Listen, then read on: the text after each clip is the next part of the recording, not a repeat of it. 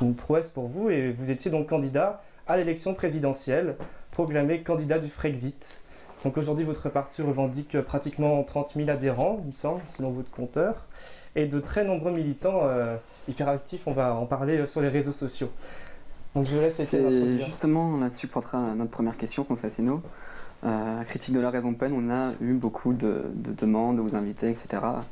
Et j'ai remarqué que vos militants étaient étonnamment très très actifs, mais qu'ils étaient aussi originaires d'horizons sociaux, d'âges différents. Et j'aimerais tout simplement vous demander comment vous expliquez cet engouement qui est arrivé pour vous, soudain, pour l'UPR. Pourquoi les gens sont aussi actifs et aussi... Parce que moi, ça me fait penser à une espèce de renouveau d'autorité, de verticalité, vous voyez, qu'on trouve chez vous et qu'on ne trouve pas ailleurs. Voilà, je voudrais savoir ce que vous pensez.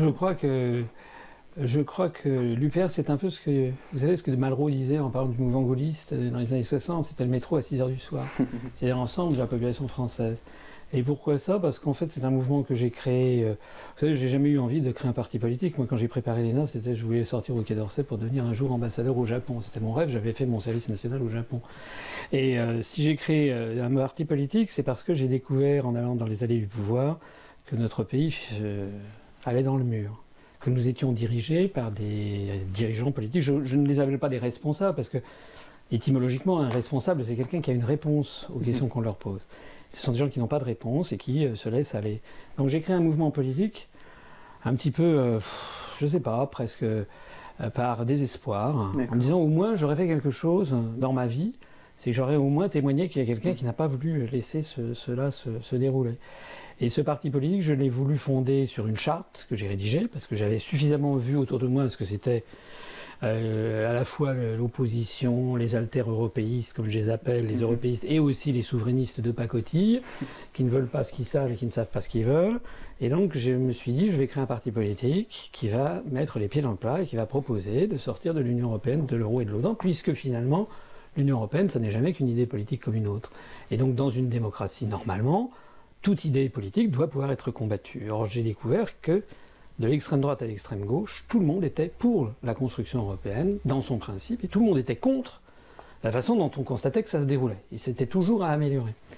Donc j'ai créé un parti politique qui est fondé sur, je crois, la vérité, la justesse des analyses, et puis c'est ça qui fait qu'en fait les gens marchent, c'est que c'est pas vraiment une idéologie, c'est fondé sur la vérité. On a mis de côté tous les sujets clivants, les sujets sociétaux, les sujets sur les mœurs, les sujets sur la fiscalité, etc., pour rassembler sur le plus grand dénominateur commun des Français, qui est notre souveraineté, notre indépendance nationale. Et je pense que c'est ça qui fait que les gens viennent, et les gens viennent de plus en plus, puisque grâce à Internet, vous savez, il y a Pétain qui disait dans les années 40, Français, vous avez la mémoire courte. Maintenant, on ne peut plus avoir la mémoire courte pour les gens qui s'intéressent à la politique, parce qu'on a Internet qui permet de voir, au cours des 10 dernières années, par exemple, ce qu'on a pu dire et faire. Et c'est un des grands avantages de la vérité, c'est que c'est difficile, on est dans une situation très difficile actuellement, mais la vérité elle a un avantage, et c'est que la vérité, c'est un proverbe tamoul, hein, la force de la vérité, c'est qu'elle dure. C'est justement le rapport à la vérité que je trouve très très présent dans le discours de vos militants, et souvent François Asselineau, la vérité, et le reste qui serait le mensonge en gros. Et donc voilà, je vais te laisser poser la deuxième question. Oui, mais juste pour finir sur ta question, est-ce que vous répondez à ça? D'ailleurs, la nouvelle forme de base militante qui est assez présente chez vous, comment vous l'expliquez exactement? C'est par Internet? Oui, alors il y a des gens, je sais bien, vous savez, il y a des gens qui disent « Oula, c'est une secte avec un gourou, etc. » Donc je connais très bien le truc. Comme si les autres partis politiques n'étaient pas incarnés par un dirigeant. On dit, il y a des gens qui disent « On voit Castelnau à l'UPR », ce qui n'est pas vrai d'abord. Il y a des gens comme Vincent Brousseau, Charles-Henri Gallois, Guillaume Pellissier de Féligonde, etc., etc. Donc ce n'est pas vrai. Mais c'est vrai que, comme tout parti politique, il y a une personne qui est à la tête. Et alors, ce qui fait que nous avons des adhérents et des militants qui sont particulièrement présents et parfois, paraît-il, agressifs, c'est aussi le sentiment que nous ne sommes pas considérés à notre juste place. Voilà, on ne demande pas la lune, on demande simplement que la loi soit respectée. Lorsque, par exemple, là, il y a eu des élections législatives partielles, nous avons été totalement blacklistés de tous les grands médias du pays, que ce soit les médias nationaux, télévisuels, radiophoniques, les magazines. C'est vrai que nos adhérents et nos militants, parfois, ça les énerve, et donc ils font un peu de forcing. Alors, ce qui est vrai aussi, c'est que pourquoi la vérité, c'est pas une vérité autoproclamée. Ce que constatent les gens qui viennent écouter les conférences que je fais depuis 10 ans, c'est qu'ils peuvent dire, ce monsieur a dit des choses, et ça se révèle être exact.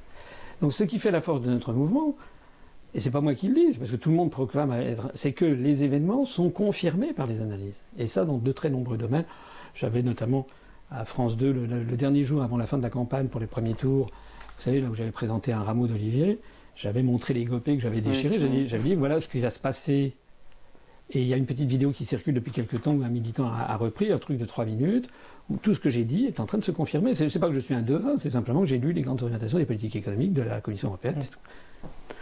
Finalement, on a tous cru que vous feriez un meilleur score, Françoise Chinaud. Oui, moi aussi. Vous-même, vous en étiez déçu. Alors vous l'expliquez notamment par le vote utile, en disant que les gens auraient plutôt voté pour Marine Le Pen ou Mélenchon parce que les deux étaient eurosceptiques, qualifiés comme ça. Mais ne serait-ce pas plus généralement lié au fait que le souverainisme ait du mal à s'incarner autrement que sur un clivage droite-gauche, comme peuvent l'incarner, on va parler Mélenchon et Le Pen. Et on voudrait vous interroger sur le fait de savoir si vous admettriez une autocritique de vous-même sur le fait de citer trop pointilleusement les traités, que ça n'intéresse pas les Français et qu'il faudrait peut-être plus globalement parler de la France.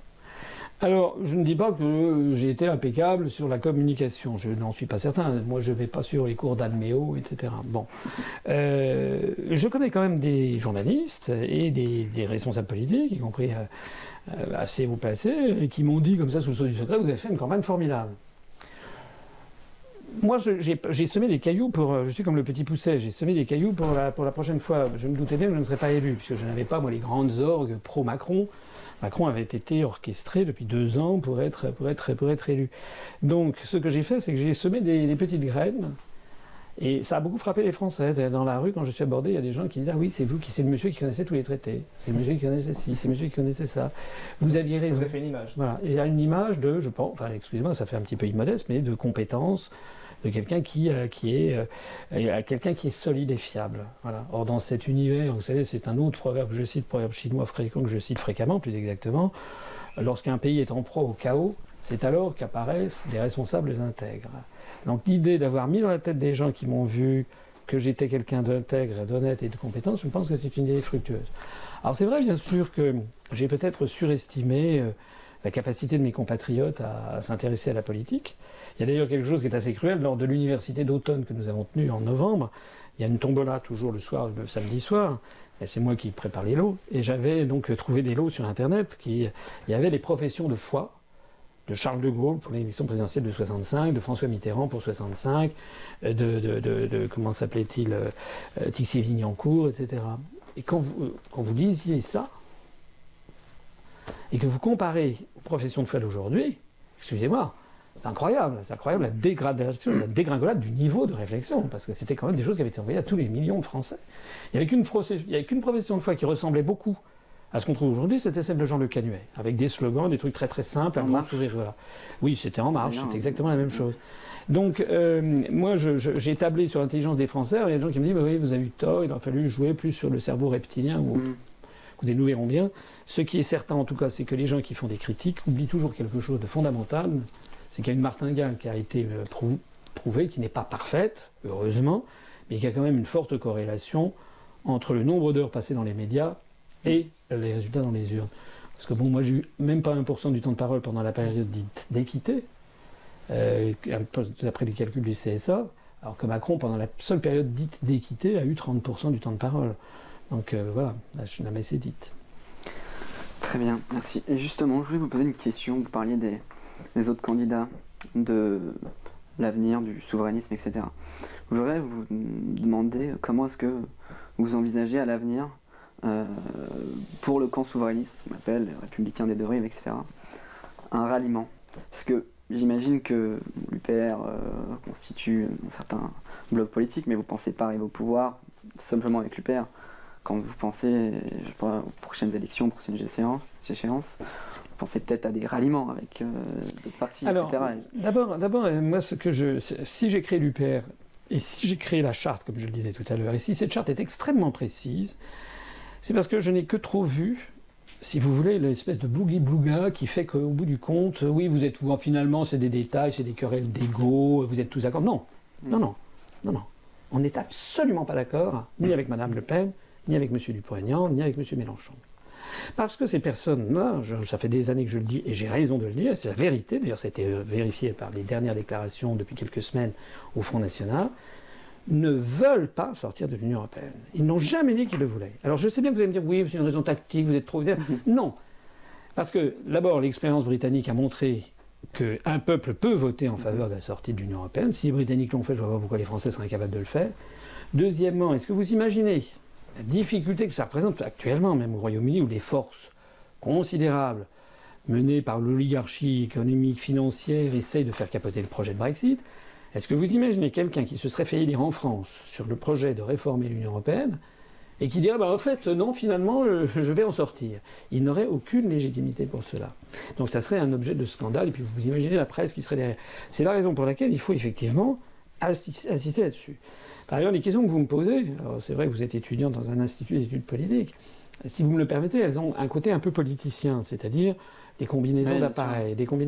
Moi, je ne suis pas sûr du tout que l'avenir vient aux combinaisons d'appareils. Mais on peut aussi imaginer que le réel amenant à changer de trajectoire pour les autres partis.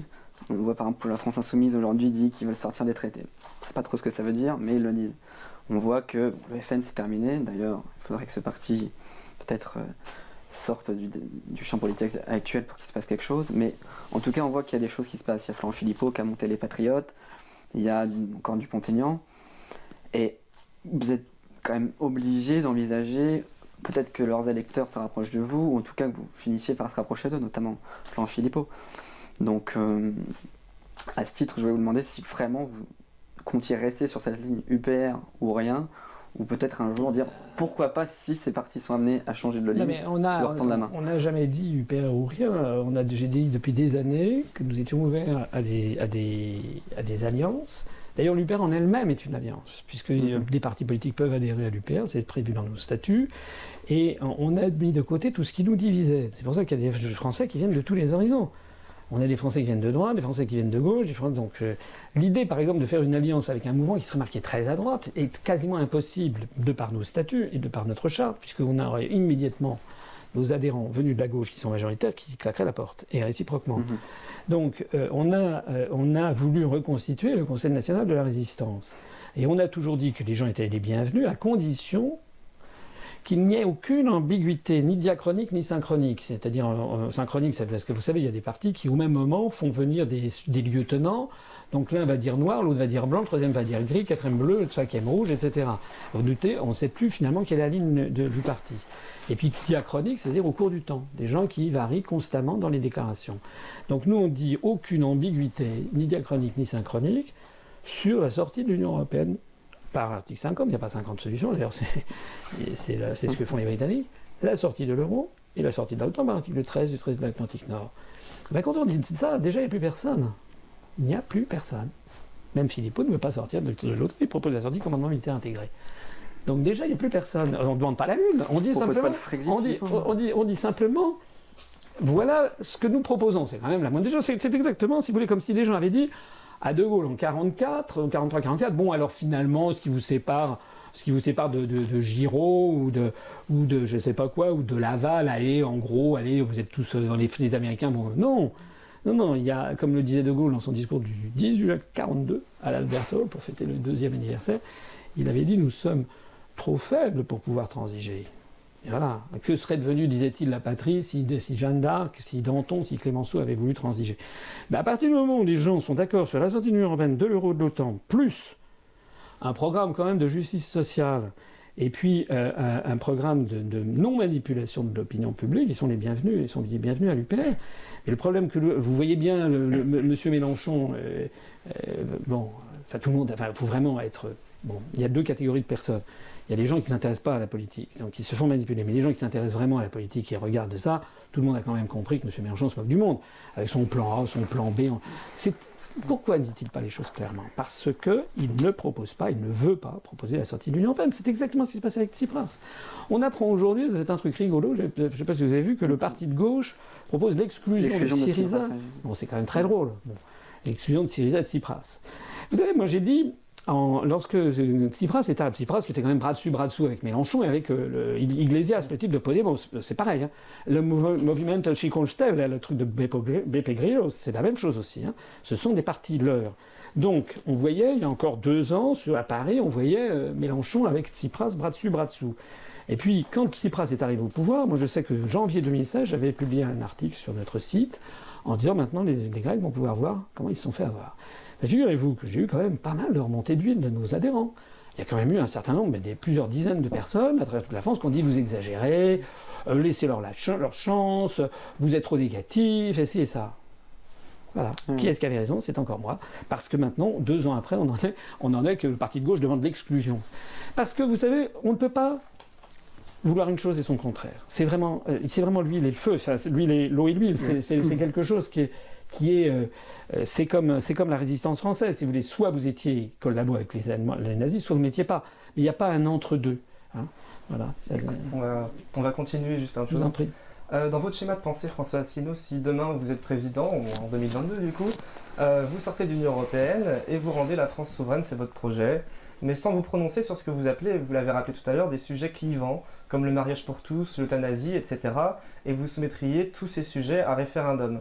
Ma question est la suivante, c'est de savoir si vous pensez réellement que les Français, demain, souhaitent avoir un président de la République qui ne prend pas position sur les sujets de société tels que l'immigration, l'écologie, la santé, la sécurité, et qui n'a d'avis sur rien en quelque sorte. Est-ce que ça n'est pas aussi le rôle du chef de l'État de donner une vision sociale au pays ?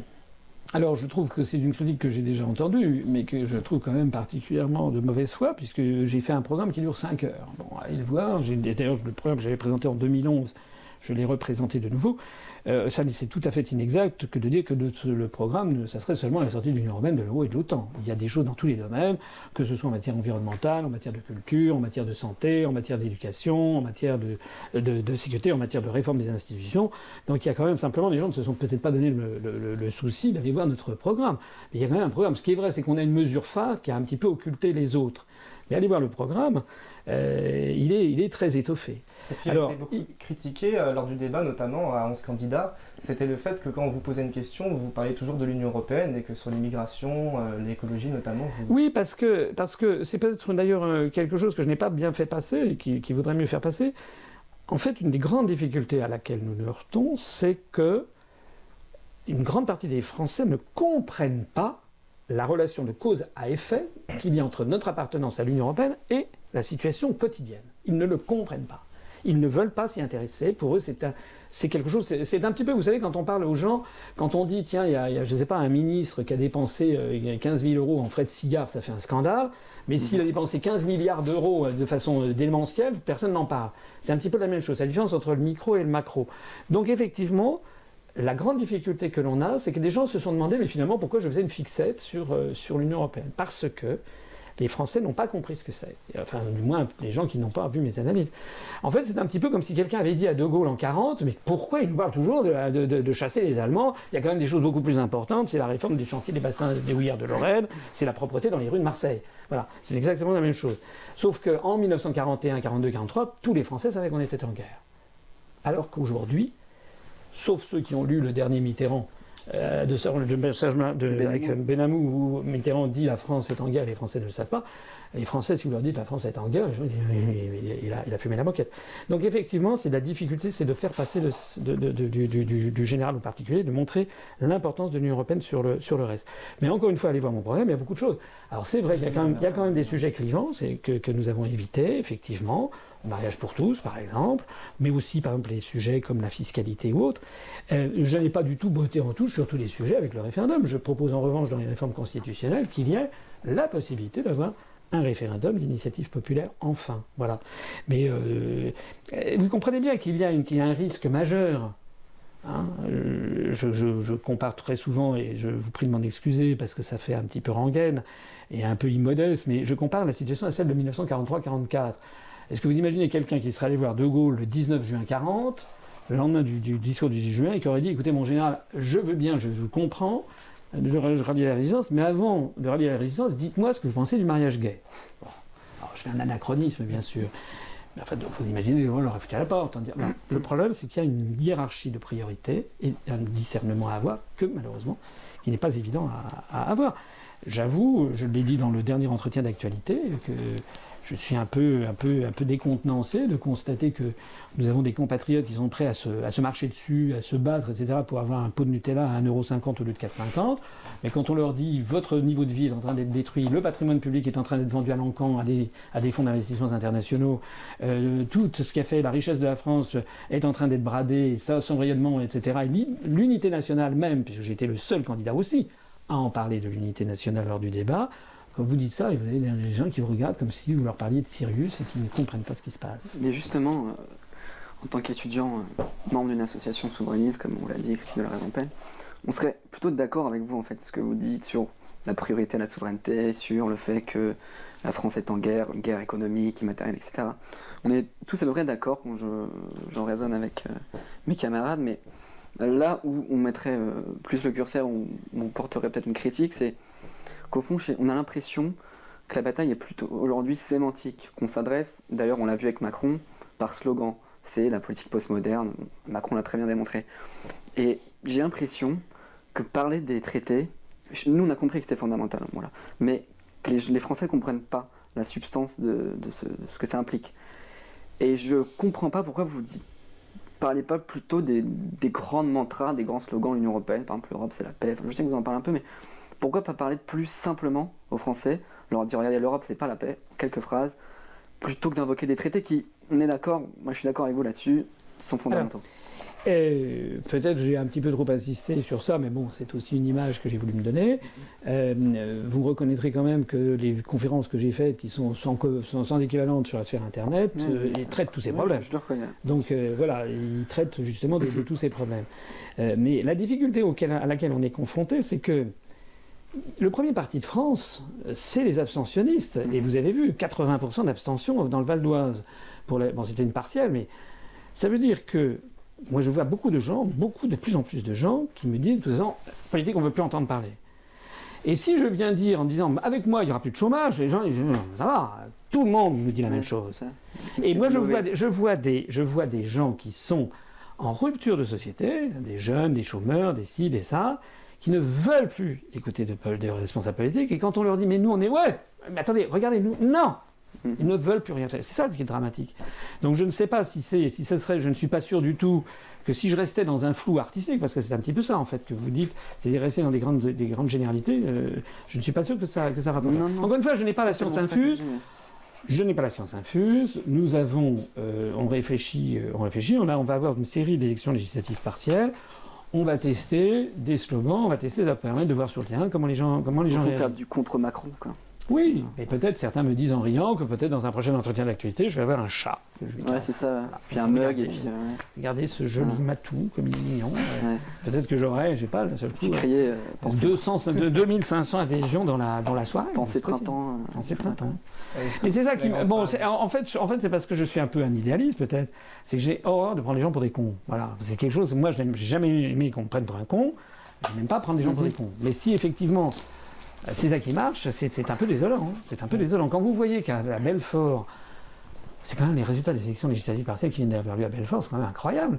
Nous, il y a des gens qui ont dit oui, c'est un échec, c'est pas un grand succès, mais nous, on a maintenu nos positions. On avait 0,75, on a fait 0,73. On l'a amélioré. Dans le Val d'Oise, on a franchi le cap des 1%.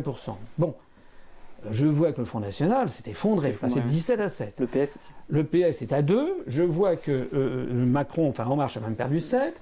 Je vois que, Philippot s'est ramassé une tôle puisqu'il a fait le même score que nous alors qu'il a eu tous les médias du pays, il a eu 554 émissions de télévision, c'était l'homme le plus médiatisé de France depuis 2 ans, sans compter les scandales qu'il y a eu sur place, puisqu'ils ont eu droit à des médias, nous on n'a jamais rien eu sur place. Je vois que France Insoumise et le MRC à Belfort, en juin dernier, il y avait 2 candidats, ils avaient fait 21% à 2, là ils avaient fait fusionner les candidats, ils ont fait 11. Donc je me dis finalement, c'est vrai que nous c'est pas extraordinaire, mais au moins on ne s'est pas effondré. Justement, comment expliquez-vous qu'on donne la parole, comme vous dites, à Philippot, c'est Frey, Mélenchon, etc. on les voit plus effectivement que des partisans de l'UPR à la télévision. Mais comment expliquez-vous ça? Alors, on vous appelle, on vous répond pas, on vous refuse? Oui, vous demanderez à nos attachés de presse, vous verrez comment ça se passe. Quand Qu'est-ce on qu'on appelle vous dit monsieur Apathy de France Info qui dit non, je ne donnerai pas la parole à monsieur Asselineau jusqu'en 2022 s'il y a ses Il parrainages. a dit explicitement que Oui, il a dit explicitement.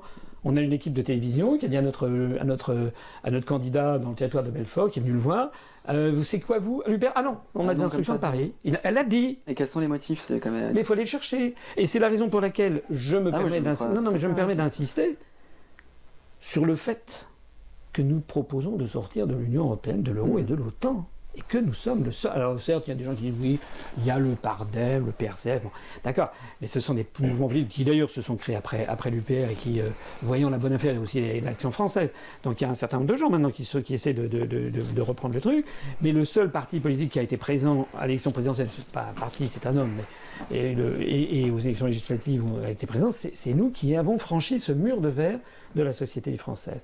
Un jour, je vous raconterai, hein, mais pas filmé, comment j'ai eu des émissaires nocturnes qui sont venus me dire, écoutez, allez, dites que vous êtes pour une autre Europe. Ça m'énervait des choses. À ce point? Oui, comme ça, dans la société française.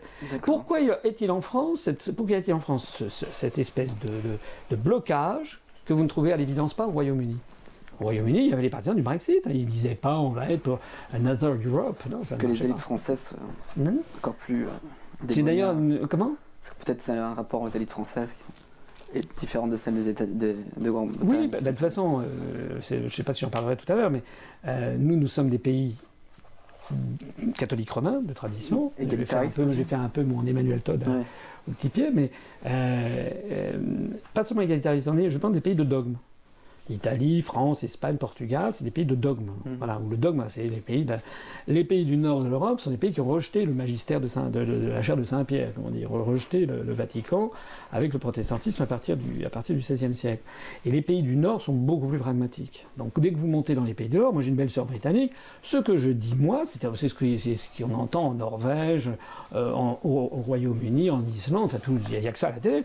Donc on a le droit dans les pays scandinaves d'être pragmatique. Voilà. Dans les pays du sud de l'Europe qui sont des pays de dogme, c'est des pays où on n'a pas il y a une espèce de... En plus, la France garde des traditions de monarchie et de courtisanerie. Donc il y a... Puis l'Union européenne a une forme très dogmatique, si on parle de religion européenne. Bah oui, c'est une religion. Nous on dit euro-mécréant dans l'association. Et bien sûr, mais on dit un Européen convaincu. Moi je me dis euro-apostat. Oui. Voilà. Euro-apostat, ensuite on devient mécréant. Mais je te laisse la parole. On ne dit pas un Européen convaincu, ça veut bien dire que c'est du registre de la foi et du dogme. On ne dit pas qu'il est un Français convaincu. On ne dit pas un Français convaincu, un Italien convaincu. On est ou on n'est pas Français, on est ou on n'est pas Italien. Être un Européen convaincu, ça veut dire que c'est dans le domaine du fantasme et du dogme. On va continuer justement sur cette vision qu'on peut avoir de l'Europe. Et aujourd'hui, lorsqu'on prononce le mot eurosceptique en France, on pense directement au Front National, parfois à la France Insoumise, à Dupont-Aignan, mais surtout à l'extrême droite en général, le repli. Et si je résume votre pensée, puisque c'est ce que vous développez, vous dites que le système assimile volontairement l'euroscepticisme au FN, qui serait de fait une sorte d'épouvantail du système. Mais pourtant, le FN est de moins en moins clair sur la position depuis la présidentielle, sur la question de l'euro notamment, on l'a même vu pendant le débat, ce qui a mené d'ailleurs le départ de Florian Philippot. Ne serait-ce pas là une opportunité réelle pour vous de dédiaboliser le Frexit, et si oui, par quels moyens? Alors, s'agissant, moi j'ai toujours dit, j'ai une conférence qui rôde sur Internet depuis au moins 3 ans qui s'appelle « Les partis politiques respectent-ils l'intelligence des Français ?» et j'ai toujours montré que jamais, contrairement à une légende urbaine ou une légende médiatique, le Front National avait proposé de sortir de l'Union européenne et de l'euro. Il suffit les professions de foi, faisant foi justement, c'est le cas de le dire. Et ça n'est pas parce que tel responsable politique sur Radio Berry Sud, un 29 février à 23h50 avait dit qu'il faudrait sortir de l'euro, que ça emporte l'ensemble de la programmatique du parti politique. Donc ça, c'est quelque chose d'important. Donc maintenant, au moins, les choses se sont clarifiées. Ce qui est vrai, c'est que, mais pas seulement en France, on a l'impression que les médias font mousser systématiquement l'idée selon laquelle on ne peut pas vouloir sortir de l'Union européenne sans être d'extrême droite. On promeut ainsi des mouvements comme Geert Wilders aux Pays-Bas, Alternative für Deutschland en Allemagne, etc., etc. Or, l'exemple britannique a montré que c'est totalement faux. Le Brexit, il y avait une partie très importante des électeurs du Labour qui ont voté pour le Brexit, et d'ailleurs des syndicats qui ont appelé à voter pour le Brexit. De même d'ailleurs qu'il y a eu aussi beaucoup de chefs d'entreprise qui ont appelé à voter pour le Brexit, parce qu'on fait croire aussi en France que les chefs d'entreprise, les responsables économiques seraient tous d'accord pour rester dans l'Union européenne. Il faudrait être un dingue pour pouvoir en sortir. L'exemple britannique nous montre le contraire. Il y avait eu un appel avec 343 chefs d'entreprise, et parfois non des moindres, qui avaient appelé à sortir de l'Union européenne. On reste sur l'idée que les Britanniques sont un peuple beaucoup plus pragmatique. Moi, ce que je vois, c'est qu'on a vu dans certains pays, par exemple, il y a eu une initiative citoyenne en Autriche, totalement apolitique, qui avait fait un référendum, ils ont d'ailleurs fait une demande de référendum, ils l'ont d'ailleurs obtenu. Ils ont rassemblé, je ne sais plus combien, de centaines de milliers de signatures nécessaires pour que le Parlement puisse éventuellement lancer un référendum. Ils ont réussi, c'est arrivé au Parlement, le Parlement a dit non. Mais ça, cette initiative était une initiative citoyenne qui n'était pas d'une coloration politique particulière. Nous, on avait lié en Grèce à des liens dans une coordination qui s'appelait la coordination d'Athènes. J'étais allé à Athènes il y a, je sais plus, 4-5 ans. Il y avait un parti qui était un peu l'équivalent du nôtre, qui s'appelait EPAM. Et qui était, sauf que le type qui était à la tête, c'était un ancien du Parti communiste, donc il venait de la gauche, alors que moi je viens plutôt de la droite, entre guillemets. Et donc là, on avait eu le sentiment que c'était un parti qui était comme le nôtre. Il y avait également l'IPU finlandais, qui était un petit peu... Mais ce sont des partis en Finlande comme en Grèce, c'est le même sort que nous. Jamais le moindre passage média. Voilà. Ajoutant à ça qu'à l'EPAM, ils ont été infiltrés, et maintenant le truc a été volé en éclats.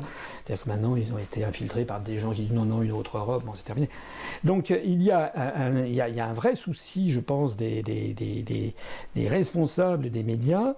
Nous les mettons extrêmement mal à l'aise. On les met extrêmement mal à l'aise parce que pour eux, alors soit c'est un calcul politique ourdi de longue date pour pourrir cette idée, soit c'est simplement un problème de conception. C'est l'idée que l'on peut vouloir sortir de l'Union européenne sans être d'extrême droite. Je montre dans la conférence que je vais faire là devant les étudiants que c'est plutôt l'Union européenne, le principe même de construction européenne, qui est un concept d'extrême droite, si vous y réfléchissez bien. Je l'ai dit au grand scandale d'un certain nombre de personnes, mais pourquoi faire l'Europe ? Pourquoi la France devrait-elle fusionner avec les Lettons qui commémorent les Waffen-SS, avec lesquels nous n'avons aucun contact particulier depuis des siècles avec la Lettonie ou les Pays-Baltes ? Et pourquoi devrait-on en revanche nous distinguer de la Tunisie où tout le monde parle le français et Bizerte est à 800 km de Marseille alors que Marseille est à 2500 km de Rovaniemi en Laponie. Je pense à la francophonie aussi. Oui, j'en parlerai tout à l'heure. Donc le concept même, c'est le concept même de construction européenne sur lequel il faut s'interroger. Et nous sommes le seul parti qui le faisons. Parce que pour tous les autres partis, ça irait de soi que la construction européenne serait une bonne chose, mais malheureusement elle marcherait mal. Nous on dit dans son concept même, il y a quelque chose d'assez nauséabond, c'est qu'elle est fondée sur quand même un principe... De négation de nation. Un principe religieux ou racial. Sinon, comment vous expliquer pourquoi est-ce qu'il faut fusionner avec des pays avec lesquels on n'a aucun rapport ? C'est une plaisanterie de garçon de bain, la géographie, puisque je l'ai dit, Marseille est à 800 km de Bizerte et à 2500 km du Cap Nord. Et puis maintenant, avec Internet, il y a plus de distance. Donc il y a un vrai... Et puis la définition d'un continent, c'est une simple convenance. Voilà. Donc, et comment explique-t-on d'ailleurs la présence des RUP, des régions ultra-périphériques dans l'Union européenne ? Pourquoi la Guadeloupe, par exemple, est-elle dans l'Union européenne alors qu'elle est à 6 000 ou 7 000 km voilà. Donc il y a toute une série de problèmes conceptuels dont je parlerai dans quelques instants, ce que j'appelle les impasses, parce qu'il n'y a pas de réflexion conceptuelle sur le principe même de la construction européenne, qui en fait est une vieille lune. J'ai un type l'autre jour qui me disait, pendant que j'étais allé soutenir un de nos candidats, qui me dit que oui, je citais 1954 l'échec de la CED, ou les communistes, parce que c'était un interlocuteur d'extrême gauche qui me disait que les communistes, il me disait que, voilà, je l'ai dit, les communistes en 1954 disaient exactement ce qu'on dit maintenant, parce qu'ils me traitaient de complotiste. Moi, j'ai un magazine qui s'appelle Regard du Parti communiste français de 1954 qui dit avec la CED, la Communauté européenne de défense, ce serait une armée américaine avec des généraux hitlériens. On l'a mis en ligne d'ailleurs sur notre site. Bon. Et il me dit comme seule réponse, il dit, ah oui, mais c'était en 1954, vous vous rendez compte, une vieille lune. Et lui, il était marxiste-léniniste. Je lui dis, attendez, et le manifeste du Parti communiste, c'est quand ? C'est 1848. Il n'avait pas su quoi me répondre. Et les gens qui nous proposent la construction européenne comme quelque chose d'un truc d'avant-garde, c'est un truc très très d'arrière-garde. C'est le discours de Victor Hugo en 1849 au Congrès de la Paix. Mais ça remonte en fait à Dante au XIIIe Et siècle. puis le discours de Victor Hugo, c'est une Europe, des États-Unis d'Europe, mais centrée sur Paris, c'est pas l'Union européenne de Bruxelles, quoi. Oui, et puis, mais allez le voir, on a mis les extraits du discours sur notre site internet. C'est aussi l'alliance des États-Unis d'Amérique et des États-Unis d'Europe pour coloniser la planète sous l'œil du Créateur. Et Victor Hugo précise que c'est pour rendre, écoutez bien ce qu'il dit, pour rendre l'Afrique à l'homme et l'Asie à la civilisation. D'accord. Et ben, on va juste se permettre de conclure par contre parce qu'on n'a pas beaucoup Ouais, de bah là, temps. on Juste a- par on une va dernière conclure. question. On dit que c'est à partir des échecs qu'on repart de plus belle. Quels sont les enjeux à venir pour vous en cette année 2018 où tous les partis sont en ébullition idéologique totale après la gueule de bois de la présidentielle, alors même que le président Macron, qui a regagné en popularité, tend à affirmer la place de la France dans l'Europe, en tout cas sur la forme en ce moment. Quelle est votre feuille de route pour cette année ? La feuille de route, c'est de poursuivre comme une monade leibnizienne, poursuivre dans notre être, c'est-à-dire continuer, parce que nous n'avons aucun état d'âme quant aux analyses. Et on a eu, malgré le score décevant effectivement à la présidentielle et aux législatives, depuis lors on a dû faire 3 ou 4 000 adhésions nouvelles, et on a eu, depuis je crois la présidentielle, on a dû avoir 30 démissions. Donc, si vous voulez, le problème auquel on est confronté, c'est qu'il y a un temps pour tout, comme dit l'Ecclésiaste, c'est-à-dire qu'à l'évidence, la société française est en train de ruminer. L'accueil que j'ai d'ailleurs est bien meilleur maintenant qu'il n'était il y a 6 mois, sans parler d'il y a 3 ans. Donc nous, on continue. Monsieur Macron bénéficie d'une promotion inouïe, médiatique, qui continue. On fait croire aux Français que ce serait le type qui est fantastique, qui est en train de réformer l'Europe, mais de vous à moi, Macron, tout le monde s'en fout. Enfin, aller en Pologne, en Bulgarie, lorsqu'il est allé, M. Macron a fait que des échecs diplomatiques, contrairement à ce qu'on nous raconte. Alors, il a traité comme un domestique le président du Burkina Faso, Kaboré. Il est allé en Bulgarie, il a critiqué la Pologne, aussitôt la première ministre de Pologne a fait un scandale. Il s'est fait toiser et ridiculiser par Vladimir Poutine. Il vient de faire encore un pas de clair avec le Venezuela, et après ça il s'est moqué des immigrés venant des Comores qui mouraient dans le détroit du canal de Mozambique, qui s'est mis à dos les Comoriens et toute l'Afrique de l'Est. Enfin, je veux dire, le truc il est quand même assez lourd. Au Ghana, il s'est fait remettre à sa place par le président du Ghana, et tout ça, mais les médias entretiennent l'idée que vraiment le monde entier nous envierait M. Macron. Non, ce qui est beaucoup plus important aujourd'hui même, par exemple, c'est de savoir que Madame Theresa May est reçue en grande pompe, comme l'a été Macron en Chine. Sauf que les Chinois, ils ont face à eux une puissance, ils disent c'est le retour de l'âge d'or, ils ont dit. Parce qu'ils savent qu'ils ont en face une puissance qui est en train de redevenir souveraine. Voilà. Il y a un beau proverbe chinois qui dit, lorsqu'il y a 9 cuisiniers, tout se refroidit ou se brûle. Eh bien,